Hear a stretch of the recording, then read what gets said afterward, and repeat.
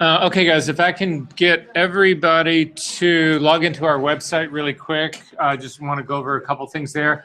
Also, this is, before we get any further, this is the homework that I've gotten so far, so please drop your assignment. Again, I apologize, I have not gotten to grade any more than the last time I saw you guys. I've just been on this job from hell, and I'm doing 14, 15-hour days and teaching on top of that. So not that that's really any excuse, but it's the one I'm giving you anyway. I hope to be caught up before Thanksgiving. So I've got Monday, Tuesday, Wednesday, part of those days, whatever. So I'm hoping to actually catch up. So I do apologize. We will have time to look at certain things. We will, like we've always done, have a chance to get through those. So that's the downside. The good side is that because we're not spending time in class looking at old stuff, it gives me a chance to jam more new shit into you. So anyway, so drop your homework. I'm going to change over right now. And again, please get to our middle site. Yeah.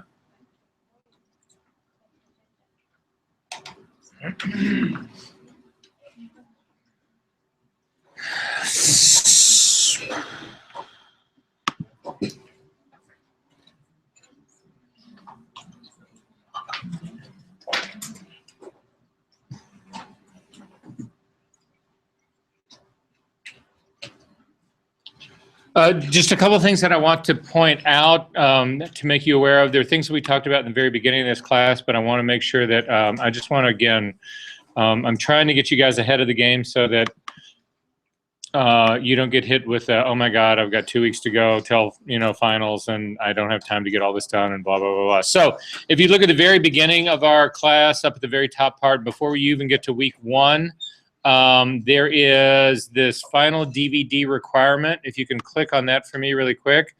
I really need to change the wording of this because nobody has turned in a DVD in the last 6 years.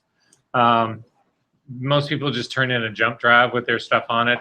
But what needs to be on this drive is every single assignment file that you've done for this class. If you remember in the very beginning, I said you should just make a folder on your desktop, and every time you do an assignment for this class, throw it in there.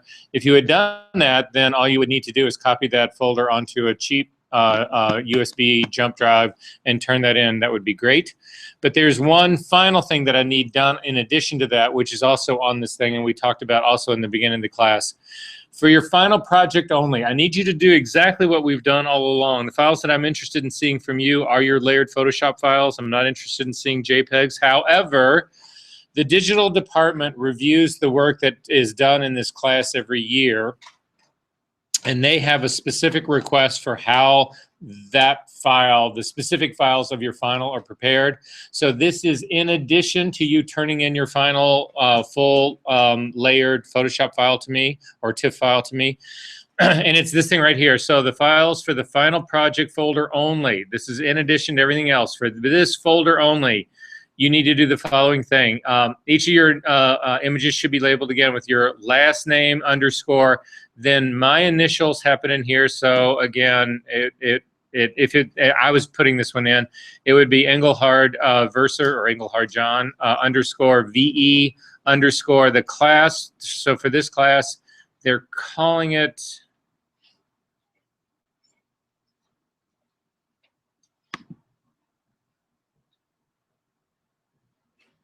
just call it ARC. That sounds good. Advanced Retouching and Compositing.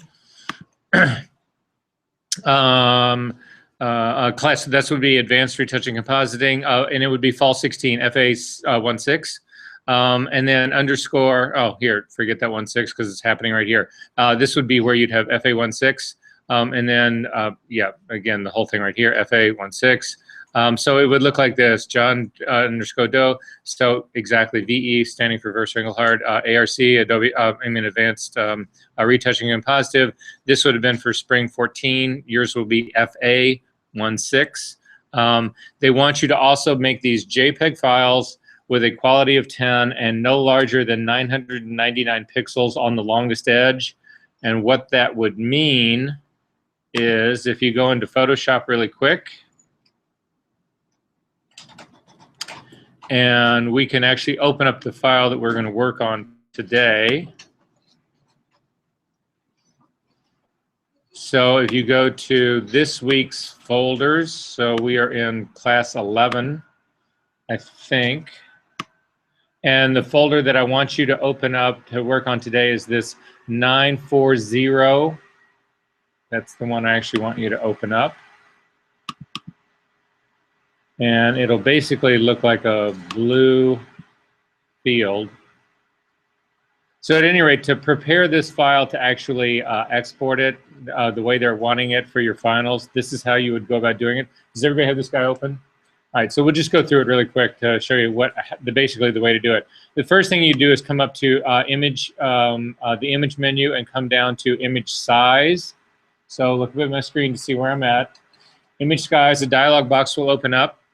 If you've got anything other than pixels in this drop-down menu for width and height, you need to change this to pixels. And in my case, mine was reading inches, but you want this to read in pixels. You also need to, the sampling right here, you need to actually have resampled checked, or you cannot enter pixel values here. So this is what your dialog box should look like. In this case, because the image is taller than it is wide, you would simply type in 999 for the height adjustment. If this was a horizontal image, you would actually type in 999 for the width. But at any rate, you'll see that what they're looking for is that the largest of your dimensions here would be 999. And then go ahead and hit OK to that. It will make your image considerably smaller. And it'll take a while to do it because there's a lot of information in here. So the image is now smaller. And then the way I do my exporting, there's a million ways you can do it. You could actually come up and come down and do a save as and do JPEG. I don't personally like doing it that way. I don't think this has the same amount of control that the way I'm going to show you is. So the way I'm going to show you how to do this instead is that, again, you would still come up to the file menu, down to export, and then down here at the bottom, this save for web, and in parentheses, it's got legacy. This is something that Photoshop is considering clearly phasing out, but so many people do it this way. I think that there was just an absolute uproar from the community and saying, I can't believe you're going to do this. So they've included it, at least for the current version of Photoshop. When this dialog box opens up, you can have different views of this. The one most people use of this is this 4-up view. So if you click on the tab for 4-up, it will give you 4 options for JPEG compression. It'll also allow you to save as a GIF, as a PNG, as a PNG 8 or 24. Anyway, it gives you other options here. In the drop-down menu over here, you want to make sure that JPEG is what is selected. And then you'll actually just see that you'll have 4 quadrants here that are showing you different amounts of compression. So in the case of my first one, top left-hand corner is the original file at its current size right now. That would be a 2.89 megabyte file. However, the next one over, it's got a JPEG, and the quality you'll see right here is 100. Yours actually may be different. If you select this quadrant right here, so the upper right-hand quadrant, and put the little highlight around it, you can actually change the quality in using the slider right here, or you can change it using the drop-down menu. In our case, high or very high would be more than adequate to do this. If you drop in a number for high, I'm going to click out of here. For instance, if you change this to very high, you'll see that it changes the quality setting for you. So I'm going to go ahead and just leave mine on high. You'll see it gives me a quality of 60. What you'll also notice is that the other boxes are of lesser quality. So again, the reason they've got this 4 set up like this is it was a way to originally give you a way to compare how much compression, what was happening with the compression that you were actually using in this guy. So for instance, if this image had a face in it, we didn't turn the body on, but if we had turned the body on, you would, well, here, let's go ahead and do it. Hit cancel out of this box really quick, and go ahead and turn the dialog box on, I mean the eyeball on for the body, so that the body's actually showing in this thing. And then again, up to the file menu, down to export, down to save for web, legacy. And you'll see that you can actually see the girl in here. In the original one, this shows you what is happening with no JPEG compression at all. In the dialog box that I'm in right now, it's got a quality setting of 100 in here, which is giving me this sort of JPEG setting compression. The next one, dialog box to the lower left, is a 50 quality, and you can see that the image is beginning to fall apart there. And then finally down in the 25, it's beginning to fall apart even more. So it was a way to give you a chance to see how much compression that you wanted to do or not. I'm going to go ahead and leave mine. I'm selecting the upper right-hand quadrant one so that I do have the 100 quality, which is a maximum setting for this. But the thing that is important for us right now is that you also need to have this checkbox next to embed color profile. You need to do that. And then lastly, you need to have this checkbox right next to here to convert to sRGB, because all these files in the digital lab are going to be viewed online, and online TV monitor viewing, you actually want to be in an Adobe RGB color space. I mean, a sRGB color space, not an Adobe G color color space. The Adobe RGB color space is what we're doing for our master files that are destined to either be printed or on screen. However, if you were going to export files to use on your website, you would do this exact same setup right here. You would do, again, a maximum quality setting in this. You would do this, definitely this convert to sRGB, because your website, all web browsers now are designed to function using sRGB. And especially you would want that profile embedded in here. This is the way that you actually can turn on color management for the stuff that's destined for your website, but it's also for the stuff that they're going to watch here. And then you would simply hit save. This will do a save as, and then somewhere out here on your folder, you would actually save, and you'll see that it's got a JPEG setting here, and you would simply say, go ahead and save that. By definition in JPEG does not support layers, so that has now been a flattened file. As a matter of fact, if you go out on your screen and you go find this file, for me, mine is in my TOS folder, the one that I just made. It's this guy right here. If I bring this back into Photoshop again, two things will happen. The first is that you should get this warning, and the warning is saying that you've got an sRGB profile embedded in this file, which is what you want. And we are now, just because we got this warning up, we could convert it. We don't need to convert it. We're just going to use the embedded profile instead of Adobe RGB, which is our working space. Go ahead and say OK, and you will see that this is a flattened version of your file.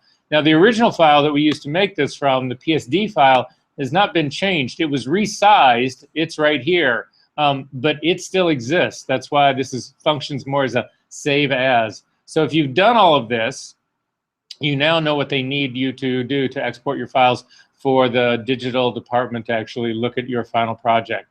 Finally, with this file up, I need you to go back in history to when the file was actually opened up, because I do not want to work on a really low-res version of this file. Are there questions about this? We good? Okay, so back on our website really quick. So that's what's going to be needed on the jump drive that you turn in on the last day of this class.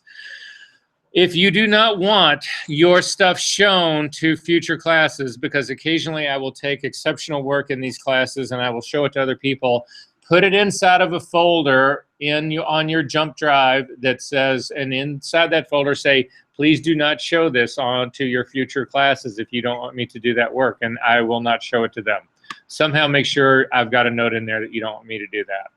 Okay, if we go back in our browser, one last thing in our for this class, and that is going to be the final project requirements. If you click on that, it'll open up. And it's pretty straightforward that your final project is to be somehow what I'm hoping you will what you will do is create work that is meaningful for you, for your portfolio, for the work that you want to be working on in your life, the stuff that you want to show. I'm hoping that there are skills that you've learned in this class that you can actually apply to that work, whatever that work might be. So at any rate, that's what I'm hoping it'll ultimately be. The number of images for this final project is really determined by the complexity of the work involved in producing it. I'm going to say a minimum of 5 images expected. That's sort of a generalization. However, if you show me 5 images and there has got a minimal amount of work that's actually been done in it, you're going to get a minimal grade as well. But I have also told you guys this before. There was a guy who, in one of these classes, He showed up with a single image for his final project, but it is something that he had been working on for months. It was one of the most complex, insane images I've ever seen in my life. And I looked at it and I was like, okay, well, he's got 2 months of solid work into this thing. I mean, solid. He was doing, 4 or 5 hours a day, every day for 2 months in this. It was insane. It had to have had 300 or 400 layers. It was insane. That's all I can say. I couldn't look at that and say, well, this is not final worthy. You clearly didn't put in the work, because he had done more work than anybody else in the entire class. He only had a single image to show for it, but that single image represented that amount of volume of work. So I just say that if you're insecure about this, you should talk to me about it before you do your final presentation. Finally, the final project has to be printed. It does not need to be matted. And I'm asking everybody to please do befores and afters so that we can actually have something to compare, so that we can see the retouching or the compositing or the color work or the whatever the hell else that you've actually done in this. I just wanted to make sure that are there questions about this? Are we good on this one? Okay. So with that being said, let's go back into Photoshop and talk about complex shadows. That's where we're going to actually go today. So in the file that you've actually got open, to sort of give you some idea how this whole thing started, what I'd like you to do is turn the body off so that you do not see the body eyeball. And then there's a file in here that you can see that's sort of like got an, it's not the bottom layer is already on. There's a second layer with a gradient in it. Then there's another layer on top of that. That's the one I want you to check on, the one that you can sort of see. It looks like some sort of an image. So this is an image that I decided I was, again, thinking about doing some compositing work. And so I built these little baby sets out of foam core. So the thing that you're looking at right now is a foam core set. Can everybody see this water bottle right here? That's about, or here, my pad right here. That's about the height of the foam core wall of this part of the wall right here. This wall right here is about this tall. So I just sat in my living room and made little foam core models of what I thought. I was always thinking, those pictures that people, all the photographers, they always shoot of Arizona. They go out to Arizona and it's all these stark white buildings, and they shoot it all during, it's blazing sun, available light, and that look, right? So that was the look that I was going for. However, there's a woman who shoots. Her name is Carmela Arkins, I think, something like. She shoots a ton for Bazaar, and she has this like really hyper sense of color of sky. So that was the sky that I wanted to put in as well. So that's where I'm starting, right? And then I want to drop a figure in there. So that's what we're going to do today. Okay, so starts out. So I took this up on the roof of my building. I shot it in available light. So this is actually the sun shining down on the sky. So then I wanted to actually add that weird color sky that this woman does. So if you click on the layer mask, you will see that it gets rid of the true background layer that's in there. However, this wasn't really that convincing of a sky for me, so I needed to actually I needed to put a gradient into it. And so if you click on the gradient, that's actually what happens. You can see it causes this sky to be lighter at the bottom and darker at the top. So this began to sort of give me that look. So this was the set that I actually had. The final thing that I had to do for this, though, is if you zoom in now and you actually take a look at this, you can see the true foam core edge that was actually cut using an X-Acto knife. You can actually see the thing. So I add another layer up on top of that to actually just get rid of that edge so that you don't see the foam core edge. So those are the three things that I've actually got going here. And then finally, if you click on the body and turn it on, we can see what I'm actually trying to achieve here. So I'm going to change my workspace so that it matches the projector. Let me just get that reset, and we will talk about what we're going to do for the next moves. Okay, so I'm going to get my application layer over here. I'm going to simply double click on the hand to get this to drop back out. So what I need to do is I need to build a shadow to put this girl into this space. However, it's not going to be an ordinary shadow as far as this part goes. Why? Did you guys, when you did the homework assignment, how did the shadow making go? It sucks, right? It's the hardest thing there is to get it something that's convincing, right? And especially if you're just going in and hand painting it, right? So hand painting is the simplest way to do a very simple shadow, and it needs to be really, it needs to be essentially very flat light to pull something off. If you really go in and try to, for instance, paint a shadow for this situation here that's actually going to be believable, it's virtually impossible to do by hand. There are some people who could do it. I'm not one of those. So I'm going to show you how to build the shadow for this guy. This would be considered, so I've showed you the hand-painted one for the incredibly light, the girl in the woods. That part actually worked out just fine, the composite we did last week. However, that's not going to work for this case right here. So I'm going to show you the one that we're going to look at today is going to be the other extreme. It's going to be the most complex version of a shadow. And then if we have, probably not until next week, because I've got a lot of other things to talk about this week, I will show you how to do the sort of shadow work that's somewhere in between. How's that sound? Okay, so we're going to go to the other extreme right now. We're going to do the most complex of the shadows right now. So I need everybody to stand up and come up here to the front of the room really quick so that we can see what's happening here. I need to actually show you. Now, when I actually go to build shadows, when I go to do any of this work, I know some of you who have been in my other classes have gone through this with me before. I work out.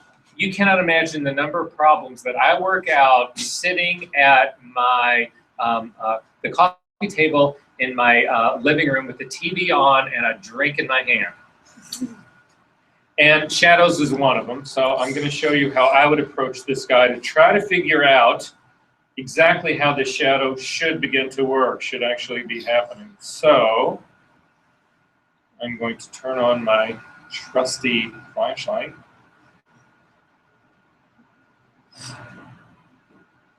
And I'm going to set up this scenario. So I've got a ground plane right here, and then I've got a wall that kicks up back behind it. This is now going to be my person. And I'm going to put this guy right here, and this is going to be my light right here. That's the sun, because that's basically, if you see the shadow, the real shadow that's coming on the wall, and I shot it, so I know that's exactly what's happening. So the sun was up here like this, and I've got this. So if you guys look at this, look at exactly to see what's happening to the shadow here, you can see that this is a complex shadow. It travels from the figure back to the on the ground plane at an angle, and then the minute it hits that wall, it actually takes off and goes upright in the same direction that the girl herself actually is. Does that sort of make sense? What's going on here? So that's the shadow that I've got to build for this. Make sense? Everybody saw that guy, right? Okay, so let me turn this guy off. So that's the shadow we're going to build.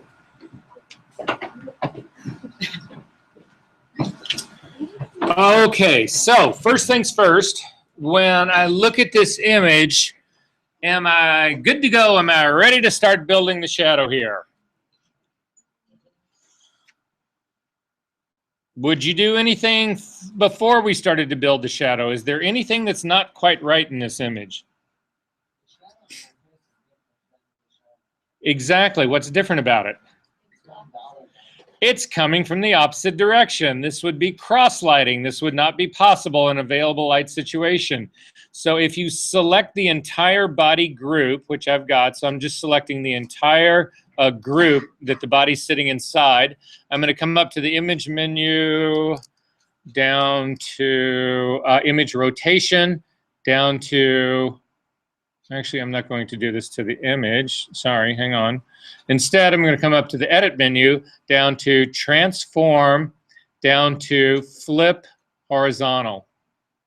And she's now going in the other direction. This is now, the lighting is lined up correctly. So again, the lighting is coming from up here in the lower right-hand part, I mean the upper right-hand part, down across like this. So that's the way it would actually have to be. Now, something that I can tell you guys, just in my own experience here, is some people like Harith can actually look at this and have no problem seeing that the shadow was on the wrong side of the girl, right? I struggle with that on faces. I don't see it immediately on faces. However, I do see it immediately on things like legs. So I don't look at faces to actually try to determine where light is.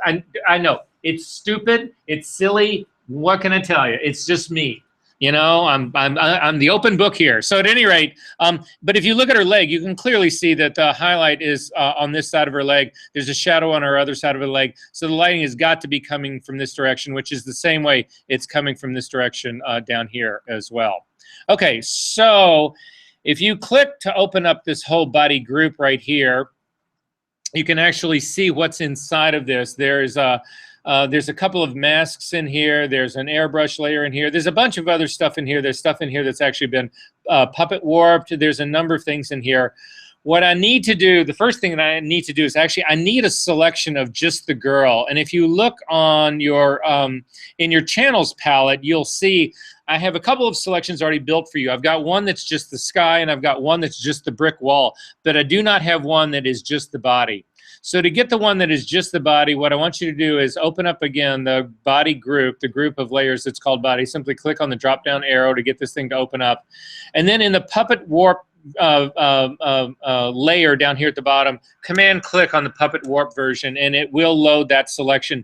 Do not use the layer mask that's sitting up here at the top. I've tried using that layer mask to do this before, and it's an incomplete mask, and it'll cause you problems. But if you load the puppet warp layer, I think we should be fine on this. Before I do anything else, I am going to save that as a selection. So I'm going to go up to the select menu, come down to save selection, and simply title it body. So that if I have to go back to it, I can actually go back to it. Command D to deselect, and then I just want to make sure that we got a good one. So I'm just going to select it to come look. I'm just clicking on it to sort of like look at it. And then I'm just running my cursor sort of around the edge to make sure that this is a clean mask, and it does. It looks like it's completely good to me. So I'm feeling good about that. We're good to go. So I'm going to go back and click on my RGB level, RGB channel at the top to make everything active again. I'm going to go ahead and collapse the body. I don't really need anything else out of there because the shadow layer that I'm going to make is actually going to be above this retouch background layer, but underneath the body. Because again, if your shadow layers are underneath the body and not on top of them, you don't need to worry about masking them out where they might overlap the top of your body. So I'm going to click on the retouch layer, the layer that's right here that's cleaned up the lines of this. And I'm going to add a new blank layer to that. So a new blank layer comes up here in between the two. So I've now got a layer number 2 that's sitting between my background layer right here and my body layer. As a matter of fact, to make this even more evident, let's do this. If you click on the very top layer that's the retouching, the cleaning up that edge line, not the layer we just made, but the one right underneath it. If you click on that to make it active, hold down the Shift key and click the very bottom layer so that you've got these 4 layers selected. I've got the retouch fiberboard layer. I've got this true background layer, I've got the gradient, and I've got the blue. All 4 of those are selected.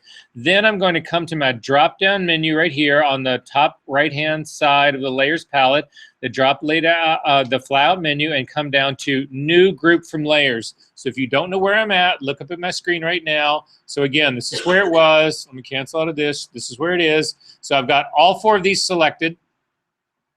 I'm clicking on the drop-down menu here, coming down to new group from layers. And I'm simply going to call this background because that's what it is. B-A-C-K-G-R-O-U-N-D, and say OK. And what that's just done is it's just created another grouping. Again, one of those little folders named background, and those 4 layers are just sitting in there. So now you can clearly see that between the background layer here on top of the background, but underneath the body is where we are going to put our shadows. So I'm going to click on layer number 2 to make it active, and we're going to start doing our shadow work right now. Is everybody good with this? Okay, so first things first. I'm going to load that body selection again. So I'm going to come up to the select menu, and I'm going to come down to load selection, and I'm going to do the drop down here to body and say OK. I could have scrolled down to the very bottom of my channels palette and simply held down the command key and clicked on that body, and it would have loaded as a selection. Either way, I've got the body actually loaded. And then I'm going to fill this with black. To make sure that you do have black, you need to make sure that the default colors on your foreground and background are at the default colors. Simply hit the D key. Will return your background and foreground colors to black and white. Because black is my foreground color right now, holding down the Option key and hitting Delete will fill that selection on this layer with black. If black had been your background color, it would have been Command Delete. But since it is my foreground color, that's Option Delete. Again, the two keys just to the left of the space bar. I'm going to hit Command D to deselect. If you turn off the body temporarily, the eyeball, you can see that all we've done is actually just created a black silhouette of this girl. That's all that we've actually done here. So I'm going to say OK to that. The next thing I'm going to do is actually copy this. And the reason I'm going to copy this is that I need two versions of this file. These files are going to be my shadow layers. However, I need two of them. I need one to be the diagonal layer that runs along the ground plane as it moves back to this back wall. And then I need a second one that actually is the shadow on the back wall. Remember the illustration that I just showed you up here with my flashlight on the tabletop up here? That's how this complex shadow would work. Again, it will run on a diagonal back from her feet to the back wall, and then it will actually run parallel to her on the back wall itself. So that's going to be the move that I need to make. So I'm going to copy this layer so that I've got two versions of this guy to work with. I'm going to turn one of them off. It doesn't matter which one you turn off, and make the other one active so that I know basically what to do with it. Now, in our case right now, trying to figure out what to do with this thing, you can't see it because it's sitting right behind the girl. However, if you hit the V key to get the Move tool, and I've got this one layer selected, you can actually click and drag, and you can move the shadow of the girl back off. And I'm actually going to do the back shadow first. I'm going to do the one that I'm sitting on the back wall. And the reason I'm going to do the one sitting on the back wall first is I need to get some sense of the relationship between what I believe to be the light and what I believe to be where this girl should be. I'm trying to take a clue from this shadow that's actually going along this back wall right here. I'm also looking at her skin and her face, and I'm trying to say, where would this thing actually be on this back wall? Well, part of where this thing would be on the back wall has to do with how far you feel like she should be away from the back wall. Now, in my case, it's actually easier to look at the projector and see where this back wall sort of is. Can you guys see it on your screen, the separation between the wall and the ground plane? Is it relatively, it's somewhat apparent? Okay, so hopefully it's really hard to see it on my monitor, on my laptop. Wow, that's a surprise. Okay, so that's my sense of there. However, the further the girl is away from the wall, the further the shadow is going to be off of this wall. So you need to sort of look at the girl relative to this and say, actually, how far is she going to be off the wall? And I am going to put her somewhere right about here. Again, I'm looking at the line right here. I'm actually going to drop her down just a little bit more. And I'm trying to get some sense. Is this where this whole thing would be? Is this how it would be? Actually think it needs to be down a little bit more. So this is beginning to look about how I'm going to do mine. How do you guys feel about that? Sort of right? Sort of right? Enough. The reason I'm leaving part of her shadow off the top edge of here, if I can at all do it, is I'm going to kill that shadow. Again, in terms of trying to make for a convincing composite, we've talked about this before, that if there's any way that you can integrate the background with the foreground, that's going to actually help. So if I can do this, if this is background element for me right now. If I can put it in front of my composite, this helps put me into that space, right? Well, if the shadow that she's casting is actually being controlled by the background, then that too will help push her into space. Make sense? So that's going to be the goal. So that's where the first one's actually going to be. The second one, I'm going to click on it to make it active. I'm going to turn on the layer on the eyeball so that I can actually see it. The figure that's actually on the wall, in many ways, probably should stay pretty relative to her. I may distort it a little bit, but for the time being right now, I'm going to kind of leave this where it is right now. However, the one that goes from her body here back is actually going to be, it's got to be pretty distorted as far as that part goes. So at any rate, that's what I'm going to do. So I've clicked on the second one to actually make it active, the second version of the shadow. I'm going to hit Command T to bring up the dialog box. Now, with the dialog box open like this, remember, if you bring your cursor outside of the control boxes that's around this shadow that's behind the girl, you will get the double-headed arrow. And if you turn this double-headed arrow, it will rotate around, rotates right around her crotch. And the reason it's rotating right around there is because that's where the anchor point for the transform is actually placed. By definition, it in being right in the middle of your box. Wow, that is such a bad choice of possible words. Command Z to undo that.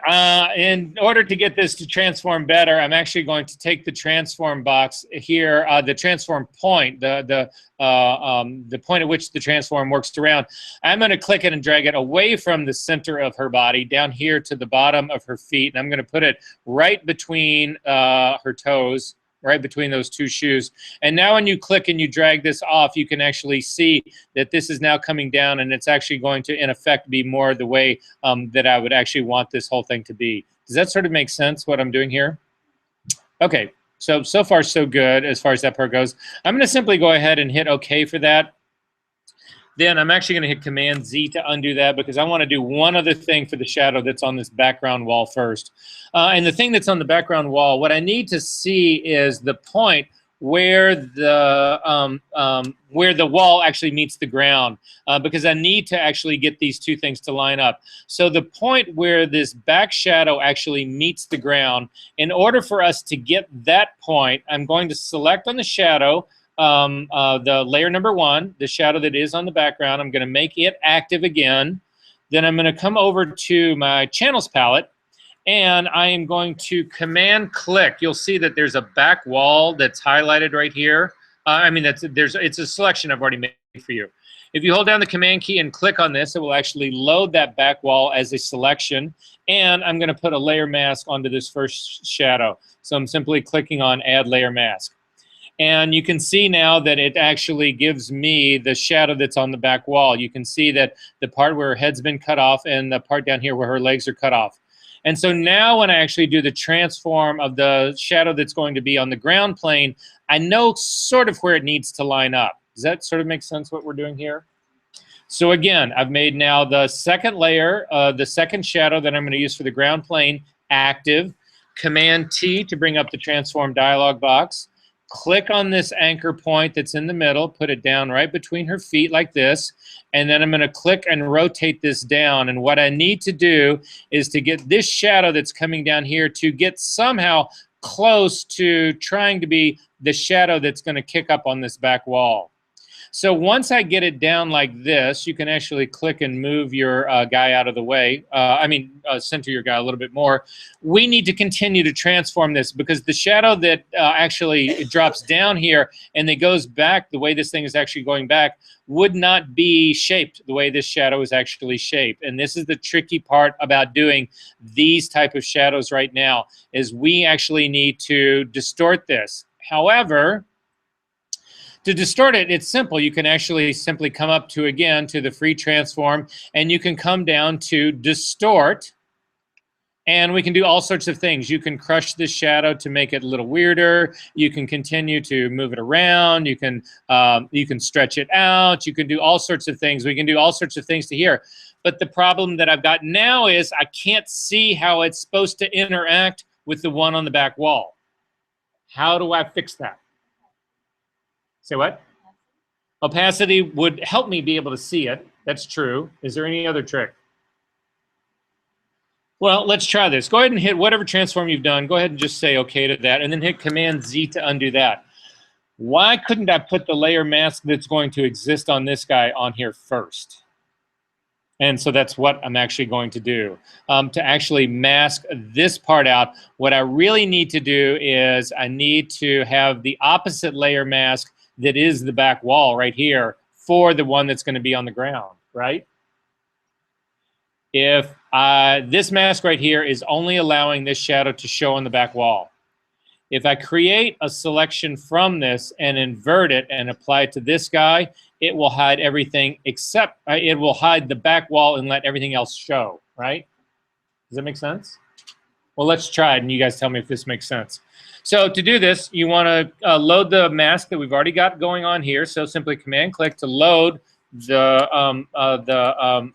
selection of the back wall, and then simply come up to the shadow layer to make it active. Go ahead and apply this as a layer mask. Now, this shadow is only going to show up on the back wall. That's not where I want it. I want to keep it off the back wall. So I simply invert this mask, Command-I. Now I've got a mask that will show the ground plane where I need to actually do this. Does this make sense? Are you guys good with me? All right. Finally, in order to do this, again, I need to transform and distort this shadow. Can I do that with this layer mask on here?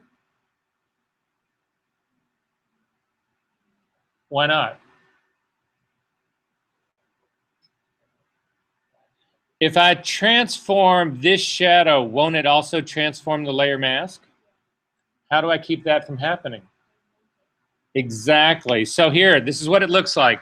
If you do not unlink this and you do a transform on this guy and you actually rotate it like this, you'll see that it rotates your mask as well. That's not what you want this to do.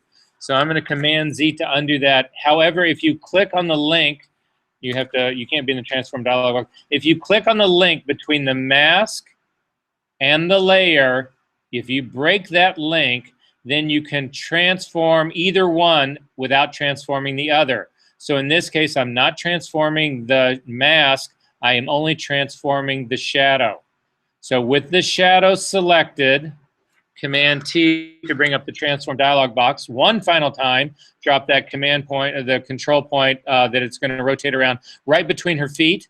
Then drop this guy down, and now you can see that the only thing that we see is the shadow where it actually needs to line up on the figure that's on here on the background wall. Does this make sense? And now we can distort it to try to get these lines to fit better. So to get these lines to actually fit better, one final thing I'm going to do, because you'll see right here, this is a problem for me. I can do all sorts of control stuff like this, right? But I've lost my control handle out here. I don't have, what if I want to stretch this thing out longer? I don't have this guy out here. How do I get the guy out there? How do I get the transform handles that are out here? Exactly. I have to be on the paste board. So one final time, go ahead and commit your transform, hit Command-Z to undo it, then hit the F key to get to the paste board. And finally, we are set up and ready to go. So with this shadow selected, again, Command-T to bring up the transform dialog box, drop the control point right between her feet, click and drag this out. Now you'll see that you've got all of your control handles are still sitting out here, and you can actually get to them and work with them. So I'm going to drag it out till it sort of gets into the middle right there. I'm going to come up again to the transform dialog box down to distort, and I'm going to click and drag this guy in right here, and I'm trying to push that part out. I'm going to drag this part in here to try to get this in a little bit closer. I'm trying to get this so it lines up a little bit closer to her feet. I've come off of this point here just a little bit. So I'm going to click and sort of drag out here to get that part to line up a little more. Click and drag this out here. I'm not going to worry about going in front of her feet right now, but you guys get where this is all going. This is not perfect right now, but I'm sort of beginning to get close enough to actually begin. I've got something in here that I can possibly work on. Are you guys sort of good on this one? You may not get perfect. Don't worry. We'll have ways to actually fix this to make it a little bit better here. But this is sort of beginning. Let me come over and see where you're at.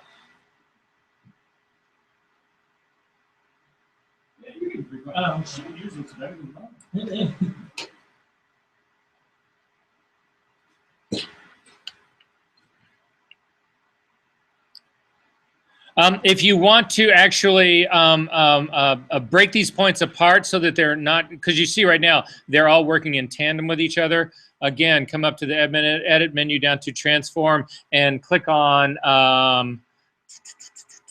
actually distort is the one. So these are working as independent as they can possibly work. So what can I tell you?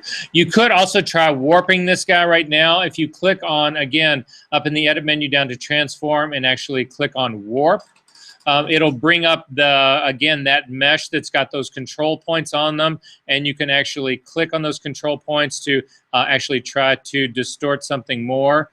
This actually looks like it's actually doing worse for me than better. So I'm going to hit, this would be up at the top of your window right here, where is also the warp little command. You can click the negative, will actually get rid of your, it'll take your entire distortion off. So again, you're going to have to start from scratch again to do the transform again, but it's just not that hard to do.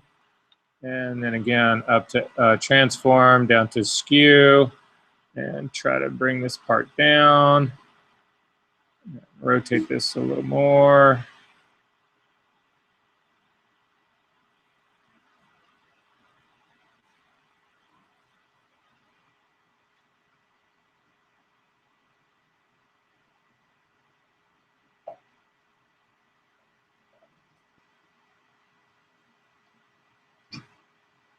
Wow, I had a much better one going earlier.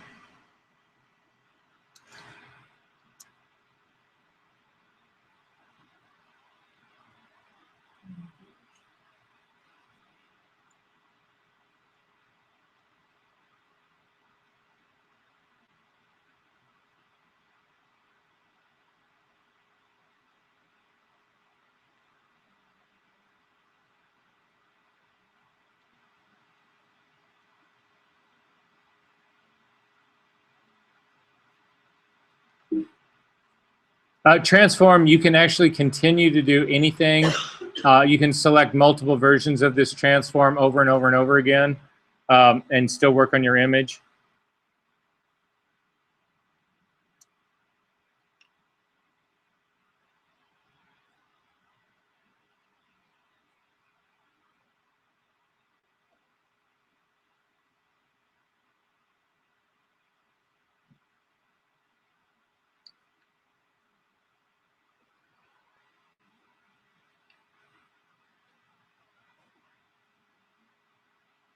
All right, I'm going to say that's close enough for me. We'll go in and actually do a little bit more work on this. So I'm going to go ahead and commit the transform to it.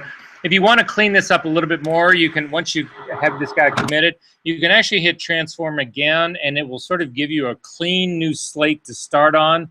So again, with this clean new slate to start on, I can put that transform lock between her legs so that I can rotate the feet up a little bit like that.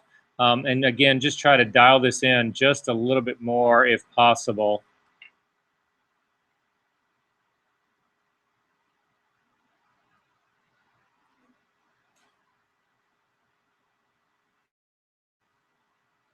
And I'm feeling better about that. So I'm going to go ahead and say okay to that. So clearly this needs to have some work done on it. I'm going to zoom in and take a look at what this actually does need to have done on it. So I'm looking at the shadow part right now. And you can see that I've got some of this that's beginning to come out and hit parts of her. Some of it's actually not hitting other parts of her. So I need to go ahead and clean this up and make this part a little bit more believable. So in order to do that, I'm going to go to the pen tool to actually work on this. I'm going to select the layer mask actually itself, because I'm going to use this to control where I see the shadow. And then I'm simply going to hit the P key to get the pen tool. And I'm going to click on this point right here that's on the layer on the background wall. And then I'm going to come down and try and click a point that's right where the wall actually meets this shadow. And then I'm simply going to come down to her leg right down here, and I'm going to simply draw something out that's slightly organic, that's a little bit more of a curve in there. And then I'm going to simply come around to the top and back to my original point. So all I'm trying to do is get rid of this part of the shadow right here that does not meet up with the shadow on the background. Does that make sense what I'm doing here? Now, everybody's is going to be slightly different. So not only am I going to get rid of areas here, I'm going to use the very same trick to add areas that I don't have. So with this, look up at my screen really quick, guys, because I'm going to do this for every single thing. I've got a path that's around here that's going to get rid of this part of the shadow that is wrong, because this part of the shadow is not meeting up with the leg that's on the back wall. So with this thing selected, I'm going to go to my path palette. I'm going to command click to load this as a selection. I'm going to go back to my layer mask this guy right here. And before I actually fill this with black to hide it, I'm going to feather it up to the modify, select menu to modify down to feather. I'm going to do a 1 pixel feather radius on that. Again, just so that I don't have something that's so edge sharp on this. The pen tool is just too sharp on this guy. So with my layer mask selected, because black is my foreground color, Option Delete, and it gets rid of that edge. Command D to deselect. Now in this case right here, I could actually get rid of a little bit of this shadow part right here, which again, I'm probably going to do. I'm going to zoom in here a little bit tighter. Again, with my pen tool selected, I'm going to come down to this edge right here, and then I'm just going to, again, clip something off, and with a slight bend in it. And the bend, the only reason I put the bend in there is to make it slightly more organic. And again, go to my path, load this. That path did not complete. Load that as a selection. Come up to the select menu, down to modify, down to feather, 1 pixel radius. Make sure I'm working in my layer mask. And again, fill that with black to get rid of that. Command D to deselect. Then in the area over here, I need to actually add shadow to this one. So again, using my pen tool, I'm going to click on this guy right here, come down to this point, and then again, put in something that would be slightly more organic. Now in this case, I'm not using my layer mask at all. In this case, I need to actually add shadow content. So I'm not working on my mask layer at all. I'm actually working on the shadow part itself. And again, I'm going to go to my path layer, command click to load that as a selection. Back working on the image part now, not the mask, but the image part. I'm going to add, again, fill this guy with black. So black is my foreground color, Option Delete, Command D to deselect. I don't think that quite got there. So I am going to start that selection over again.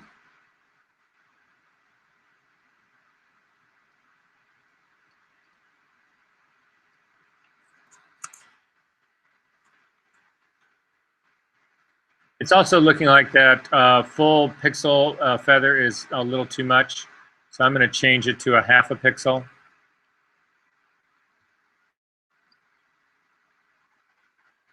And say OK. And again, working on my shadow layer, fill that with black. Command D to deselect.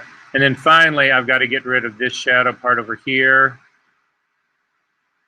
Or not get rid of it, but bring it more in line. Load my path as a selection. Come up to the select menu, down to modify, feather 1/2 pixel, say OK to that. Working on my mask layer now, because again, I'm trying to hide this part of the shadow. On my mask layer, fill that with black, select. And then finally, I'm going to kick back on my mask, and I'm looking at this, and I don't feel personally like, I feel like this one leg is okay. I feel like the shadow on her feet are okay. I don't feel like this shadow part, because what this shadow part right here is, it's the holes right here on the side of her boots. I don't feel like I would see those guys, so I'm actually going to go in there with a brush. Simply hit the B key, make it a small brush. Make sure that it is a completely hard brush so that you don't have any overspray. Normal, 100% opacity, 100% flow. And I'm going to, make sure black is your foreground color. Working on your image layer now, not the mask, but the image layer. I'm going to paint those guys out. There's a set on the other side as well. I'm going to get rid of those. There's an area that's actually underneath her feet. This area I actually am going to simply paint. You could do it with a layer using the pen tool, but I'm simply going to paint this layer that's underneath here. And I'm going to just take that underneath her feet just a little bit. Now, this shadow that's actually in the front would actually never be there. So if you want it to be crisp, and it really should be crisp, again, I would hit the P key for the pen tool, And I'm going to start on this edge of her shoe right here. And I'm going to do a curve to actually using my pen tool to remove the shadow part that should be there. And then again, simply come around here. Actually, I'm going to come around here more and bring this guy in a little bit as a little bit of a bend. Again, go back to my path layer, command click to load that as a selection. Back onto my mask layer now, not the image layer, because again, I'm getting rid of this part. On my mask layer, I'm going to hide this part.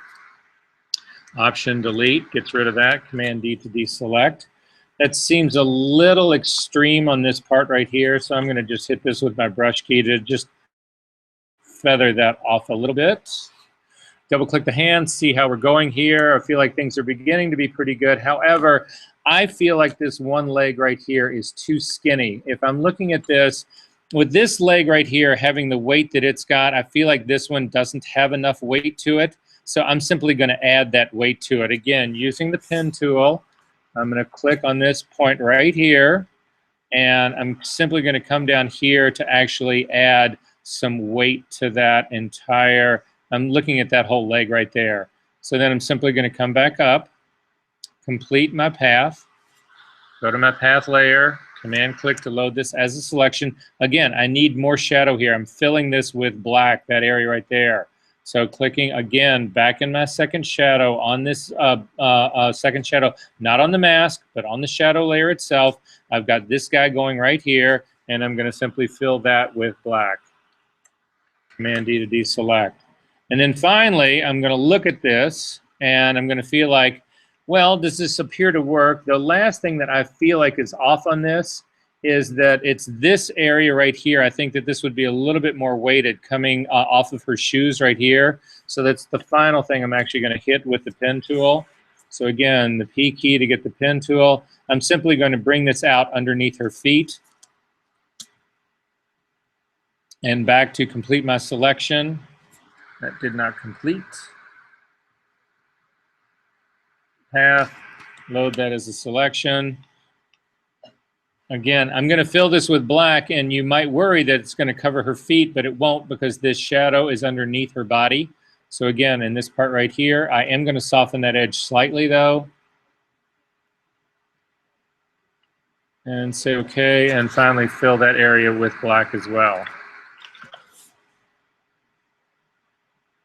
Click on the hand, and anything else that I feel like I could possibly do on this, I would probably actually go in and finish it off with a brush.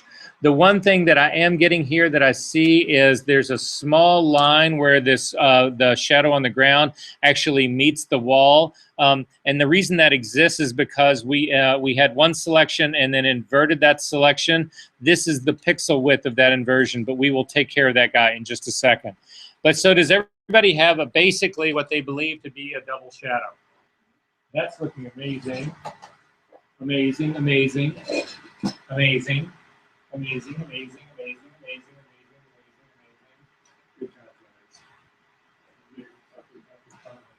amazing. Good job, guys. So if you feel like it's spinning, go in with the pen tool and simply draw a line and make it thicker and heavier. Yeah, and then you see earlier in the selections, Yeah. colors making, it's how much you like. Then simply we got to find out what it is. So click the eyeball on this guy on and off. So it's not there. Click the one underneath on and off. It's not there. Click the background on and off. It's not there. Come back up and do the crown. Click outside of the crown. It's not there. Click on the bottom. It's not there. I'm going to try that guy again.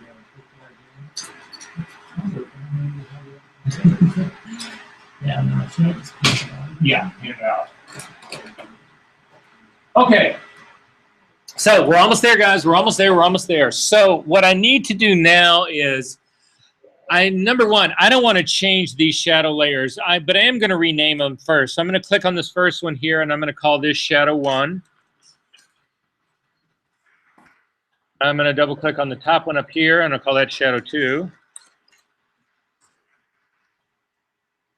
And I'm going to turn everything off. I'm going to turn the body off, and I'm going to turn the background off so that these are the only two things that I actually see going on here. And then I'm going to do a merge stamp version of this because I need to get both of these shadows together on a single layer. Does that make sense what I'm doing? So in order to do that, again, they're the only two things that are visible. I've got the top shadow is the one that is selected, and I hold down the Command, Option, Shift, and hit the letter E, and it will give you a merge stamp version of both of those shadows together. I'm finally going to call it Shadow Complete.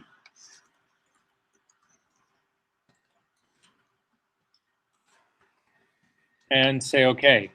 I'm going to turn off my other two guys. If we had, they're not really going to show up that much in areas. Well, they actually will show up a little bit. If you look here in areas where you've got a little bit of transparency, like where this hair is, if you turn on the secondary shadows, this gets darker. And the reason it gets darker is because the shadow itself had an opacity less than 100%. So when you have an opacity of less than 100% and you've got another opacity under it also less than 100%, the two of those add up together and it starts to actually get darker than it would be. You don't see any of the change in the area that's transparent. You don't see any of the change in the area that's completely opaque. But in those transparent areas that are less than 100% opaque, you'll actually see these two. So nonetheless, I'm going to turn those two guys off so that I don't have that. I'm going to double click the hand again. Then I need to go in and fix the area where the ground plane shadow meets this back wall. It's this area right here. I'm going to do it again with a brush. I'm going to hit the B key to actually get the brush. I'm working on this shadow, my Shadow Complete layer right here. Black is my foreground color, and I'm going to simply click to paint out that line so that that line is actually gone. And I'm going to do the same thing on the other wall right here. So that guy's complete. It also looks like I've got contamination in my shadow right here. This is also, this looks like this is a carryover from the texture of her shoes. So I'm simply going to paint in all of those because I don't need to deal with that. And the rest seems pretty good. Nope, the rest is not good. I've actually got a little bit of detail that's in this area over here. Okay, now this is an interesting one. Look at this very edge. And the very edge of her dress over here was not a complete one that was in my body selection here. You can actually see there's contamination throughout her body. That part is actually not going to be the end of the world. However, I would like a quick down and dirty way to actually fill all of this area. Is there something that I can use that will not force me to actually have to paint right along this line and pray that I actually get it? I could load it as a selection, but this part would then load as a selection, so it won't let me paint in that area. I could do an overlay brush. That would be one possibility. But a better one here is this guy right here. See this, the lock that sits right up here at the top? Remember, we've got locks up here at the top. One of the locks up here at the top is to lock transparency. The next one over here is to lock painting. Then you've got motion, whatever. If you click on lock transparency, if these are transparent pixels, I'm not going to be able to paint on them. But I certainly won't be able to paint on these outside edge ones. So let's just see if this part works. So again, with the brush key, the B key is my brush tool. This is, I've got my transparency is actually locked. You'll see that as you paint out here, it will not let you paint on that. But it also won't let me paint on this guy either. Bummer. Okay, so I'm going to unlock my transparency because that did not work. We can try an overlay brush. I'm not sure it's going to work because, again, there's nothing here to protect it from being an overlay because this is transparent. The way an overlay brush would work is it would look, if this was white, we would not have a problem because if this was white, then the overlay brush would respect that. But I'm afraid that the overlay brush is not going to respect it here because, again, it's not, there's nothing there for it to say, oh, it's a light color or it's a dark color, and therefore overlay has to work this way because it's simply empty. That's not going to help us either. So I'm going to undo that. The long and the short of it is I'm going to actually have to go in here and paint these guys out using my incredible tablet skills to try to get this. Now, at the end of the day, I wouldn't necessarily really worry about a lot of this edging too much because it's never going to show up as a shadow to begin with. But nonetheless, I'm going to really quickly run over the rest of these guys. A little bit bigger brush. I'm actually going to go back to normal. Not that I need to, but just to go ahead and fill in the rest of this stuff. Just so it's a little bit cleaner, but nonetheless. So that's where I'm going to go with. I'm going to double click the hand to kick back out. And finally, I'm going to do one last thing to this guy. I'm going to convert this into a smart object, and I'll show you why in just a second. So we've got the shadow is complete now. To make sure it works, go ahead and turn on the body. Go ahead and turn on the background. This part actually looks like it's fitting well to me. Let me check that area that's right under her feet one more time. I'm actually not convinced about this area. I think I'm going to actually add just a little bit of a paint stroke here to connect this edge of her shoe to the rest of the shadow. So again, with this shadow complete, I'm going to hit the B key to get the brush, and I'm simply going to drop that down like that.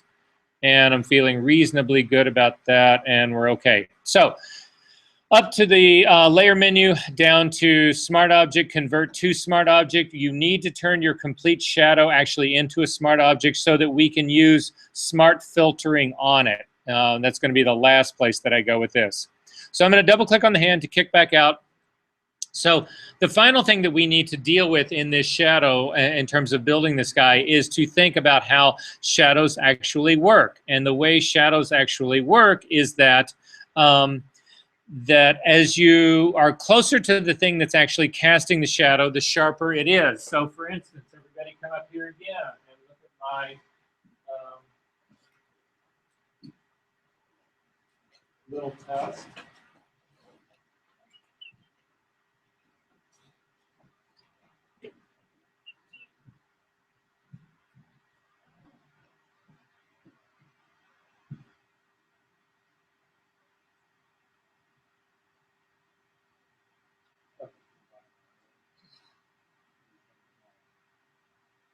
Who's got a flashlight?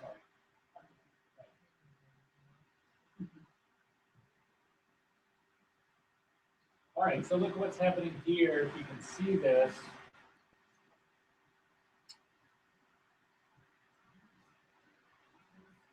As you can see what's happening right here, two things are going down. Number one, the shadow next to the point is slightly sharper, and as it goes to the back, it actually starts to soften. But also, look at the quality of the shadow. As it's right next to the brush, it's really dark. And when it starts to go back, it starts to fade from the background. Does that make sense? And that's simply how shadows always work, is they start to emerge away. What ends up happening is that as they're closer here to the feet, the thing that's actually causing the shadow is blocking all the ambient light that's around it. As it starts to move back, as it's getting further away from the thing that's casting it, the shadow tends to spread, so it softens on the edges as it starts to move back. And then finally, it actually gets lighter, because as you start to move back into this area back in here, there's a whole lot more sky that's actually able to shine on this than there is on this area that's right underneath her body. The area right underneath her body, in large measure, is being protected from the sky, from everything that's filling this. So this area has got to be sharper and darker. This area back here is actually going to fade back, and it's actually going to be lighter. Does that make sense? Okay, so I'm going to do this in two different steps to actually make this whole part work. And the two different steps that we've got are going to be this. I'm going to zoom into this area right here. The first thing I'm going to do is to try to introduce that sense of softness as it starts to move away in space. So to do that, I'm going to actually put a blur on this. So this thing is now a smart object. That's important because I need to do this using a smart filter, because a smart filter has a mask. So I'm going to actually come up and blur this thing. So again, you've got the shadow complete layer is active. Come up to the filter menu, down to blur, down to Gaussian blur. And you need to hit this with enough blur that the back wall feels correct. Don't worry about this area that's up here by her feet. It's the back wall that I actually need to feel correct. So when I'm actually looking at this guy on the back wall, I'm going to drop it back down. I'm trying to get some sense how soft this thing actually needs to be. How would the shadow be on this back wall? It would not be tack sharp. So for me, I'm looking around about a 2. Does that seem right to you guys? guys? Do you have a higher radius or a smaller radius? What looks right? What feels right? What do you think, Peyton? So Peyton's got a 3. Let's see what that looks like for me. Maybe 2.5.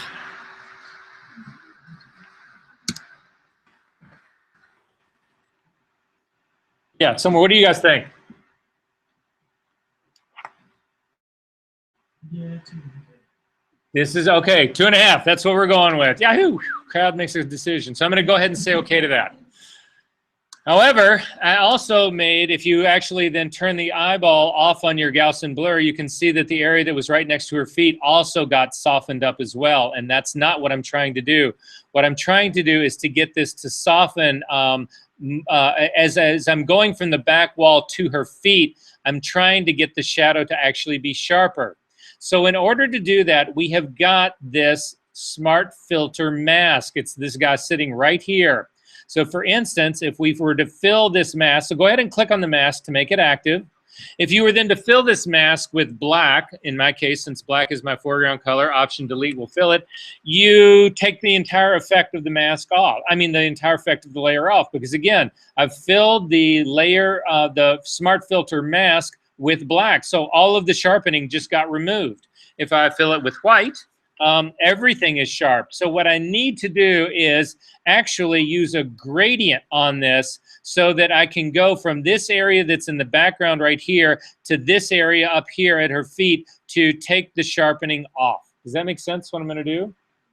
So I'm going to grab the gradient tool. The gradient tool is actually found underneath the eraser tool. It's this thing that looks like a gradient right here.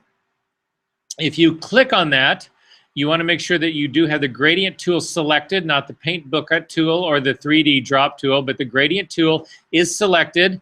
There's a couple of things that we need to make sure we do also once we've done this. And the first one is you need to come up here to the gradient tool selection and do the drop down menu, and you need to pick a specific gradient. Now, by definition, these are gradients that are actually, these are ones that ship with Photoshop. You can actually build your own gradients. You can change your own, you can add to these gradients.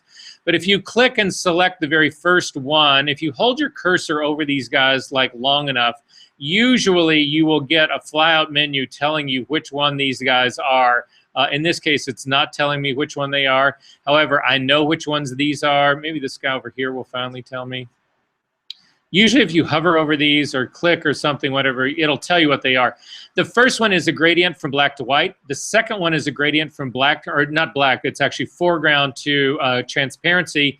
The first one is foreground to background color. The second one is foreground color to transparency. The third one is black to white. So since my foreground colors are black and white, you can select either the first one or the third one. Then you click out of this up again to get the fly-out menu to go away. These are really important right here. These are the gradients, the shape of your gradients. The first one is a linear gradient, which is the one that we are going to use. If you want to see what all the gradients look like, and everybody do this with me, hit Command-N to bring up a new, we're going to create a new file temporarily. I don't care how big it is, just a new file so that you've actually got this guy to work with. With the gradient tool selected, go ahead and click the very first one. This is a linear gradient. If you click on the left-hand side and drag over to the right-hand side, if you do it at an angle and let go, you will see that it paints your gradient actually at an angle. Again, going from from our foreground color to our background color, which would be black to white. If you do select here in the middle and click and do a shorter line, you will see that the gradient only happens across the line that you selected, that everything to the left of it will go solid black, everything to the right of it will go completely white. You do not need to stay inside of your lines to actually draw a gradient. You can start way out here on your paste board. Look up at my screen to see where I am. You can start way out here and you can drag all the way across to the other side, and then you will only end up with the center part of your gradient because the blacker part here was outside of the line. The whiter part was here outside of the line. You'll also notice every single time you click and drag, it draws a completely new gradient. It overwrites the gradient that you were actually just doing. If you click and drag in the opposite direction, the gradient goes in the opposite direction. direction. If you click on one side and drag across to the other side, and before you let go, hold down the Shift key, it will restrict your movement to a perfectly horizontal movement, and you will get a perfectly horizontal gradient. The same thing holds true in dragging from up to down. If you start at the top and drag down, holding the Shift key, it will restrict this to a perfectly vertical movement as far as that part goes. If you click then up here in the gradient options along the very top to the next one actually over is going to be a circular gradient. Now if you click and drag out, you get a gradient that goes from light to dark, from dark to light, based on where you started and how far you were to drag out. So you can see you can actually drag these points out even further and further. If you wanted the inverse of this, you can hit the X key to flip your foreground and background colors. And now when you click and you drag out, you get the exact opposite gradient.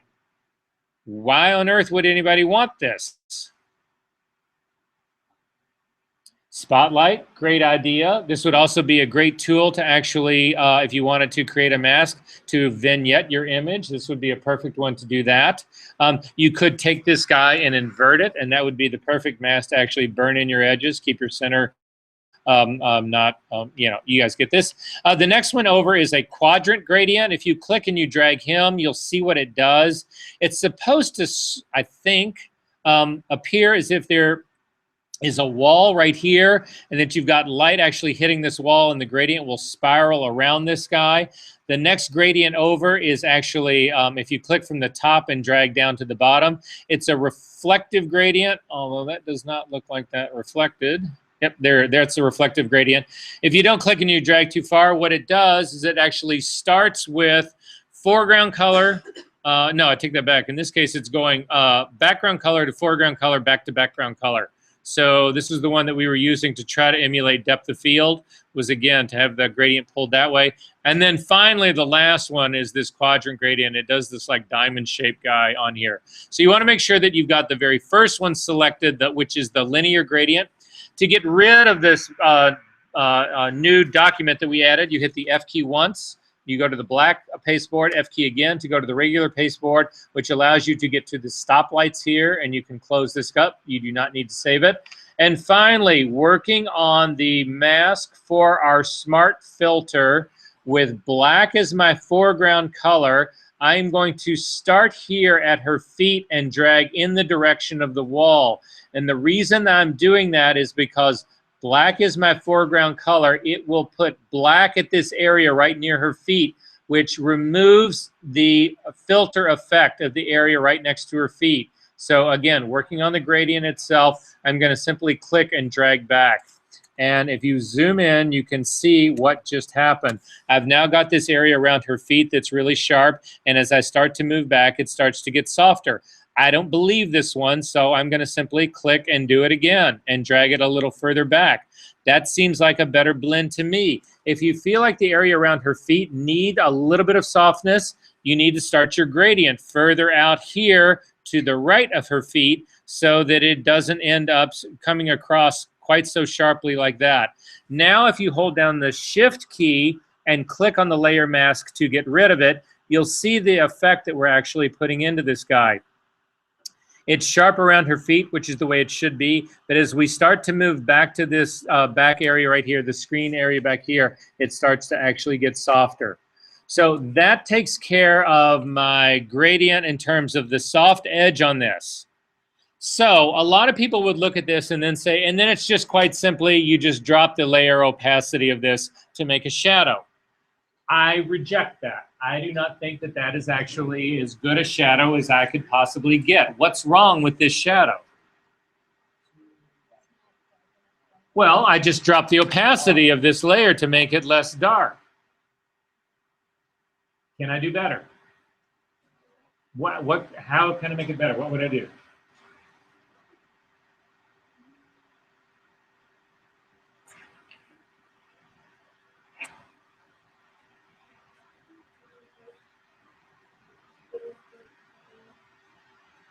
Anybody else? Say what?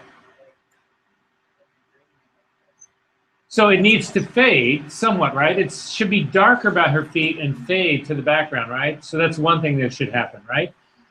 I've got another problem, though, and the other problem is that I personally don't think I've got a shadow on here. Look at the color of this shadow. Is this the color of this one? Not even close. This is lighter than this one is. I just guessed at dropping the opacity. Is there a way that I can get the color of this to match the color of this? Say what? Exactly. That's exactly what I'm going to do, right? But here's the trick. To actually control this guy, this is what I'm going to do. So you should, in your file, do you have a point number 2 sitting inside of this shadow?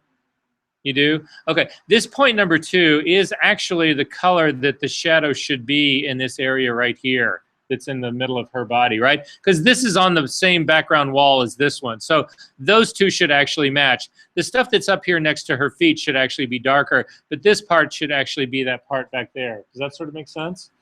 So in order to create this, this is what I'm going to do. The first thing I'm going to try to do in this is to create that shift in opacity the way that I actually feel like that, that shift should actually happen. So in order to do that, though, let's see how I think I want to do this guy. Now, let's just try it right here. So I'm going to crank the opacity of this guy back up to 100%. So I've got the 100% guy going here. What I'm now going to do is not use the smart filter right here. That's actually doing the work that it's supposed to be doing. Now I'm actually going to click on the smart object itself, and I'm going to put a layer mask on it. So I'm simply adding a layer mask onto this top guy up here, this guy right here, and then I'm going to do the very same gradient pull in this. Again, I'm going to make sure that the gradient guy is selected. I'm going to start here at the area that's by her feet, and I'm going to start to drag this mask. However, is my foreground and background set up correctly to basically have the opacity of this layer fade as I go from front to back? I need to invert this, don't I? So again, if I hit the X key, what that will allow to happen using this layer mask right here, if I start at her feet with white and move to black, then this area will be dark here in the beginning and it will fade as I go to the end. Make sense? So that's what I'm finally going to do. I'm going to click on this and simply drag the gradient back. And you can see, well, part of that worked. I ended up having this area, this part, it's actually darker here. But as I went over here, it continued to fade. This part, that part didn't actually work for me as far as that part goes. And the reason that doesn't work is that I continue to draw the gradient too far. What I've really got to do is I've got to stop as soon as I hit this background wall. Right? So I'm going to simply click and drag back to like that, and you can see, well, that doesn't work either. That's not actually helping me all here. So maybe I need to click and drag that part even further back. However, this area right here, this is not working for me either as far as this part goes. I'm actually losing this part here as far as this part goes. Is there a way that I can actually fix this whole thing so that this thing does begin to work for me? Any suggestions? Because this is not what would be happening. This wall on the back, the shadow on the wall back here would be a consistent tone. It would not have this fall off right here like it's going. Any ideas?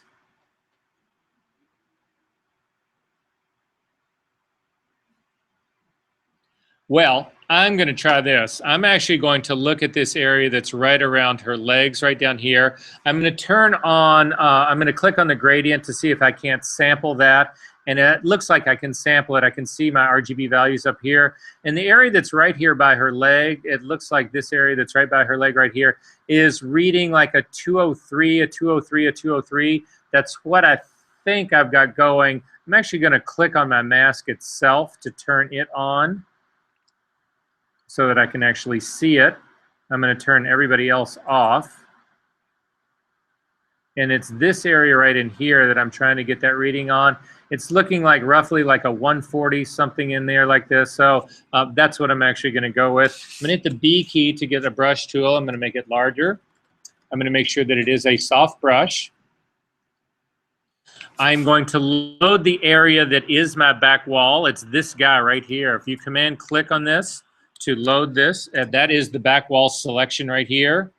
then I'm going to fill that with 141. That is what my that mask color, that's what that mask area is actually supposed to be. So I'm going to click my color picker to open it up. I'm going to type in a 141 for all three of my values. That gives me that middle gray that I'm looking for here. And then I'm simply going to fill that gradient with that color. So again, back on my gradient mask, it's this gradient right here.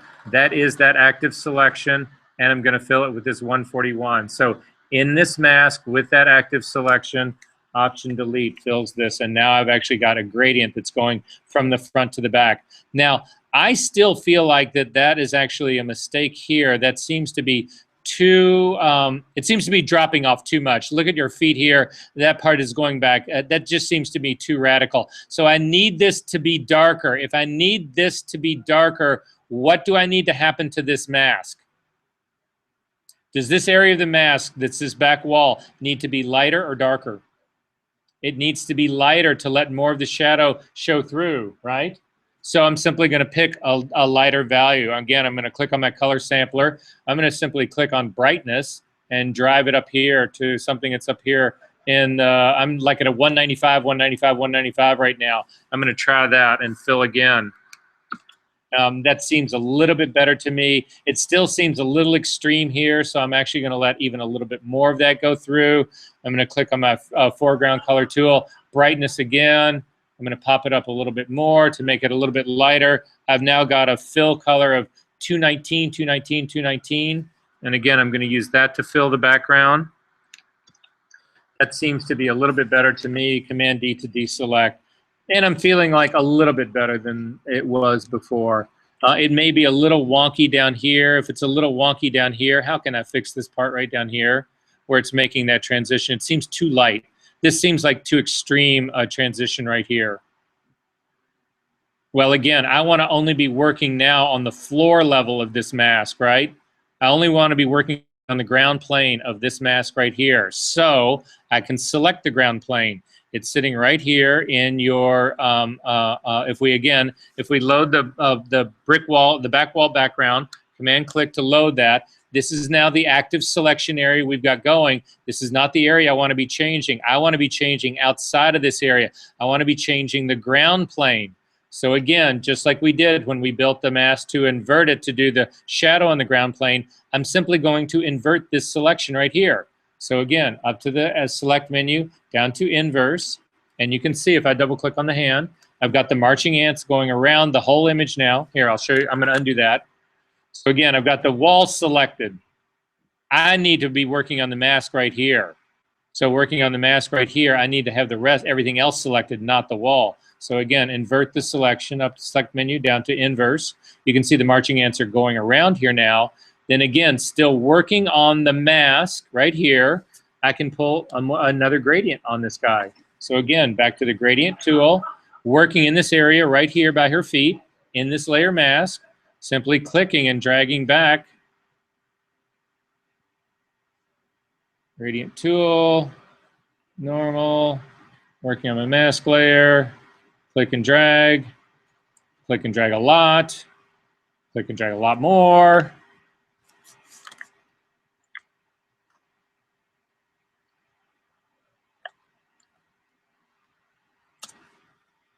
I'm going to click and drag in the opposite direction.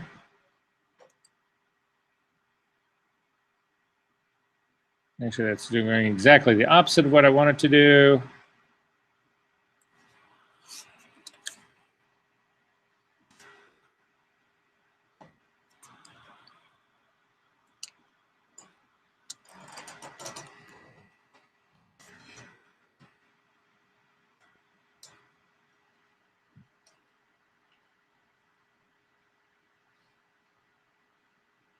If you're struggling to get this gradient to pull far enough because it actually won't go far enough, what you can also do is this, because right now we are going foreground to background color, right?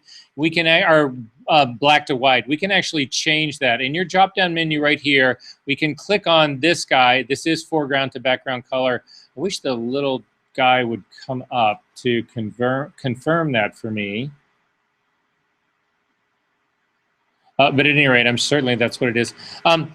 Our background color in here was 219. You can actually select that to make it your background color. So I'm going to change, instead of black, I'm going to change it to 219, which was the value of our mask that we were using right in here. So I'm simply going to type in 219.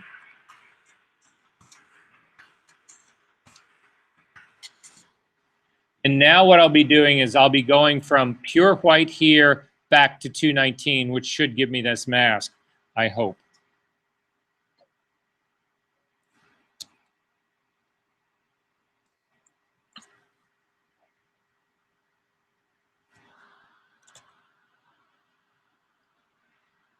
That's 219. I think they're both 219. Yeah, they both are 219. So I need to make one of them pure white.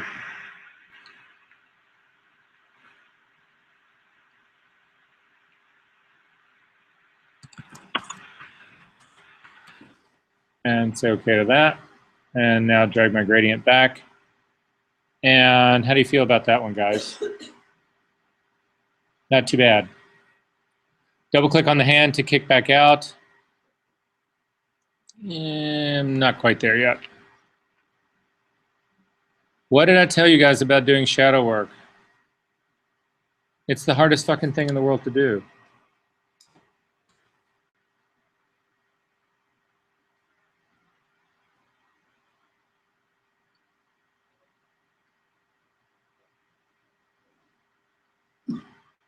All right, I'm running with that one. Command D to deselect. I'm going to double click on the hand one last time. Then I've got one last trick up my sleeve. So are you guys feeling somewhat okay about your shadow? Okay. I think Savannah, you need to go in. Yeah. Again, I don't know you'll ever get there with black as your background color. Lighten up your background color and it'll go much faster. Okay, so the final thing is this. The final thing is this. I need this shadow to actually match this point right here. I've got all sorts of things that are actually happening on this guy right now. I've got a smart object with a gradient filter on it. I've got a blur on this guy. I've got a mask on this thing that's actually controlling the quality of the fall off of this layer from darker to lighter. I've got all sorts of things going on to this guy. However, I need one pure version of what I'm looking at on this layer. So in order to get that, what I'm going to do is this. I'm going to click on this top layer again, and I'm going to see if it will give me another merge stamp version. I don't know if it will because I don't have another layer on, but I'm going to see if it will. Again, Command, Option, Shift, and hit the letter E, and it gave me a merge stamp version of everything that was turned on. I'm going to Command Z to undo that. I'm going to turn off the body. I'm going to turn off the background. I only want this. This is the only thing I actually want in its own individual layer. So with just the smart object turned on, but the smart filter, everything else, and the smart object selected, Command, Option, Shift, hit the letter E. This now gives me what my mask should look like on its own layer. Does this make sense to everybody? Finally, to gild the lily here, this is what we're going to do. We're going to load this as a selection. Simply Command click to load it as a selection. Then I'm going to put a curve on this guy. I'm going to simply come up and add a curve to this guy. It puts a curve on this with a mask built into this curve. And if you look at the mask of the curve, you can actually see what it looks like.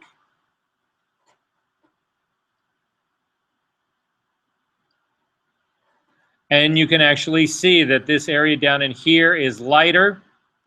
Then this area down here darker. It's not that much of a shift. It's also blurred and soft. It's got all of the qualities that I just built into this guy, but it's on a curve by itself. Does that make sense to everybody what I'm doing here? Are we good? Finally, turn everything else back on. Turn the body on, leave the curve on. Turn this layer on that you used to build the mask for your curve off. You will now see no shadow at all. Turn the background on. So this is what I've got going right here. And then finally, I'm going to shift back out. I'm going to temporarily turn that curve on so I know where to put this shadow point. But I'm going to grab my color sampler tool. and I'm going to move this number 1 shadow point right here, or just the color picker point, right into the middle of her body, at the middle of this shadow. Now I've got a real shadow over here, and I've got this point that is going to be sitting underneath what that curve controls. Does this make sense to everybody? Who have I lost? Okay. Finally, I'm going to turn off the shadow layer. I'm going to make my curve layer active. If you look at your readouts, you can see that this point number 2 is reading 157, 151, 147. What does that tell you about the quality of this shadow? It's a little on the warm side, right? It doesn't have as much blue as it does green and red. And it's also got a little bit more red than it does green. So it's a little bit yellowish red. That's just the color it is. However, I need the area underneath this curve to actually equal the very same thing. So I'm going to click on my red RGB in this curve that I'm actually using. I'm going to click on the targeting adjustment tool. I'm going to come over and click on this point right here. And what I want to do is I need to take this 242 and drag it down till it's 157. So I simply click on this and start to pull it down. And you can see that as you start to go down here that it starts to get more cyanic. However, I'm struggling to get here. And look what's happened to my curve. Look at this curve that's happened right here. This is how you tonally shatter your image right here. Because this curve is so steep, it's dropped this entire area of tonality down here without really affecting the curve a whole lot. This is a huge mistake. Look up at my screen to see what I'm talking about. This bottoming out right here is a huge problem. This will destroy the tonal structure of anything else that this lands on. So it is a mistake to use the targeting adjustment tool here because the point is too close to the highlight point at the top. So instead, I'm going to tear this point off. And instead of using the targeting adjustment tool, I'm simply going to click on the highlight point up here and drag it down so that you can see now I can get this to drop much faster. I can get this down to that 157 without this curve bottoming out along the line here. Does this make sense, what's going on? If your curves start to bottom out along the line there, they will start doing the freakiest shit you've ever seen. You'll start getting like psychedelic solarized shit on your screen. Not what you want to do. So I'm simply going to click and drag that highlight point down, and I'm looking for this red channel to get to 157. You can use the arrow keys once you get close to it. So now I've actually got this 157. My 1 point right here is 157, just like the number 2 point was right over here. Does that make sense what's going on? Then do the same thing with the green channel. Again, selecting that very top slider, dragging it down till the green reads 151. If you get your cursor way outside of the area that's inside the shadow part here, you lose your input readouts, your input-output readouts. So you've got to kind of keep it close in here as you're dragging down, and or let go and just simply go to your arrow keys. But now I've got my red is balanced. This red is now 157, just like my shadow 2 point. The green is 151, just like my shadow 2 point. And then finally, this 242 in the yellow needs to drop down to equal 147, just like the number 2 shadow point. So finally clicking on the blue slider and click and drag this guy down till it reads 147. And go to my arrow keys and simply drop it down till it reads 147. Boom! Does that look believable?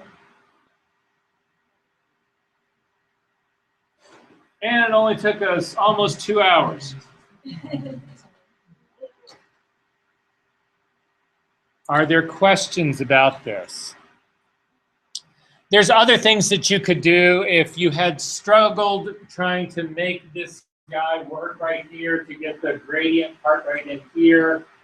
We could have just gone back and loaded the entire effect without this under curve, but without the mask on the smart object part. We could have tried to reintroduce a gradient on this guy right here. So let's say I did want to put a gradient on my on this body layer guy. Let's say I didn't have it like it is right now, because right now it is actually darker. What did it do with my? Right now, this area right in here is actually darker than this area right back in here. But let's say I didn't want to go through all this fucking work that I did on this mask right here, that this part, I didn't want this part to actually be like that. Would there have been a way that I could actually do it? And the answer to that is yes. So we're going to do this one more way, just so you can see actually how to do it. So I'm going to turn off that curve that I built. I'm going to actually rename this. We'll call this Shadow Curve 1.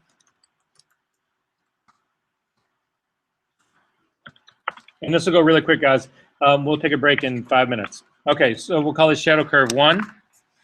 So I'm going to turn it off. I'm going to come back to the smart object that I made. I still want the softness gradient of the smart filter, but I'm not going to use all of that hassle that it took us to build this shadow gradient. I'm not going to use this guy at all. As a matter of fact, I'm going to throw this layer mask away.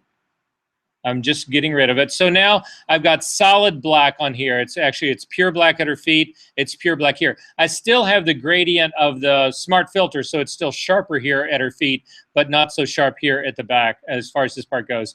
I am going to then again merge stamp this guy to its own layer, but first I'm going to turn everybody else off. So I'm turning the body off and the background off so that the only thing that's visible is this smart object. I am going to jump that to its own layer. Command, Option, Shift, and hit the letter E. That gives me it's on its own. It's sitting right here. Then I'm going to do the exact same thing that I did before. I'm going to Command click to load this as a selection. And then finally, I'm going to add a curve to this guy. And again, the reason I've gone through all of that is because it builds the mask for me for my curve. I'm going to take this curve and drag it up above my shadow number 1. And double click on it and call this curve, call this Shadow Curve 2.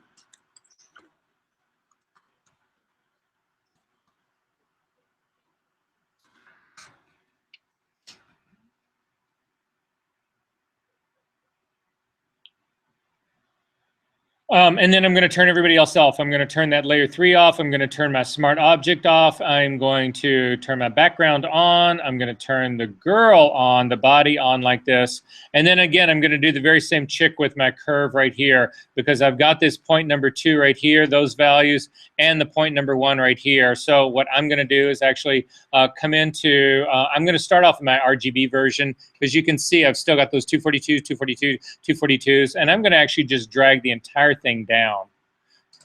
It's just a way to sort of get myself closer. So since 157 is my brightest point of the 3 possible channels, I'm simply going to continue to drag this down till all 3 of these hit 157.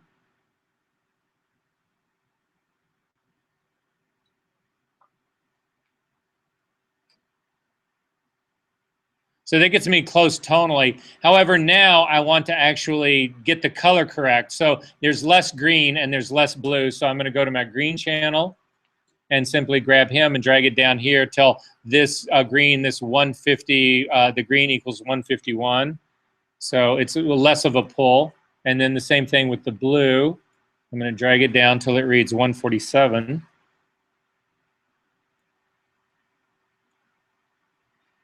So now I've actually got this so that this is now matching this. However, I'm not getting this area by her feet darker. That part's not actually working for me. I need a gradient on here. However, I've got a layer mask on this thing. How can what I want to do is put a gradient on this layer mask. But I need to keep the layer mask intact. Right? I need the mask to control the shadow shape of the girl, right? But what I also want to do is have a gradient on here that actually controls, that allows this area on the back wall to be lighter and this area right down here to be darker. I want to pull that same gradient I did before. But how do I do that with the girl? I've already got one mask on here. How do I get a second mask on here? Say what? Yeah. No. Any other ideas? Basically what I need is a nested mask, right? Any ideas how to do a nested mask? You guys get what I'm trying to do here? Okay, this is how you do a nested mask. you actually create an empty group. So simply click on this group to actually do group 1. We're going to double click on the name and we're going to call it nested mask.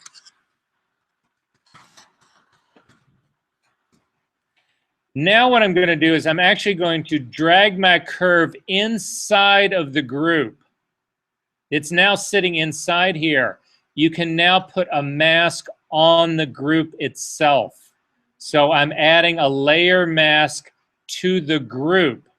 It keeps the layer mask controlling this curve intact, but it now gives me a mask that I can use to pull a gradient that will control what is inside this. So I do not lose the mask controlling the shape of the shadow, but I've got a mask that will control everything in here, which is only the shadow. Does this make sense? And then finally, click on the gradient tool. And again, I'm keeping these colors really close because there's not that much shift in the two. I'm going to click and drag across in the gradient right here. And you can see that it's made this area lighter, which is too light. But I'm going to fix that in just a second. I'm just trying to get the relationship between how dark I think that this area should be and how dark I think that the mask should actually be. So I'm actually just pulling this a little harder like this.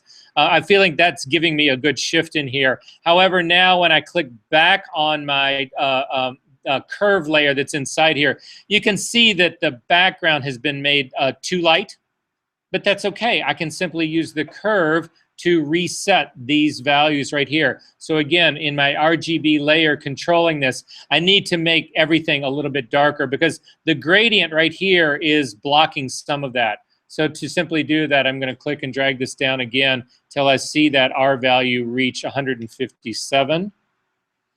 And then again, I'm going to go back into my green value and drag it down till it reads 151. And then finally the blue value till it reads that 147. So now my background is actually matching this background right here, but my feet are darker. Are there questions about this?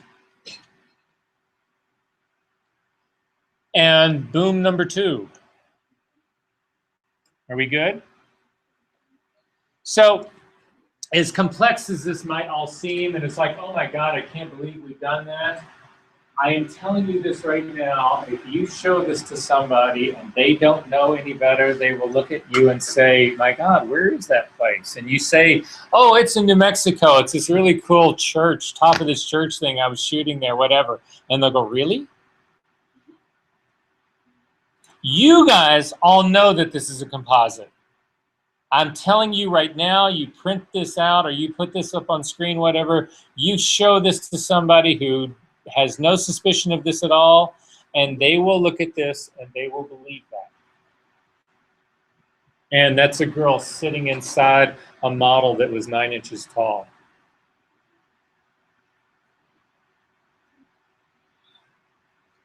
Okay, let's do a quick break. Let me ask you this, but before we go to break, I feel like it's like, you know, the circus is in town, so I'm feeling like I need to be entertaining today. For some reason, don't ask me why. So how many people in this room have ever wanted to take a white shirt and make it black, or just the reverse? How did it go? How well did it go for you? Anybody else in this room tried that? Do you think you could do that? Do you think you could take a black shirt and make it any color in the world, including white? Think you could take a white shirt and make it any color in the world, including black? Would you like to be able to do that? Then let's do a quick 10-minute break and come back and we'll do it. Save the file? You do not need to save the file. I'm sorry? Oh, okay. You can.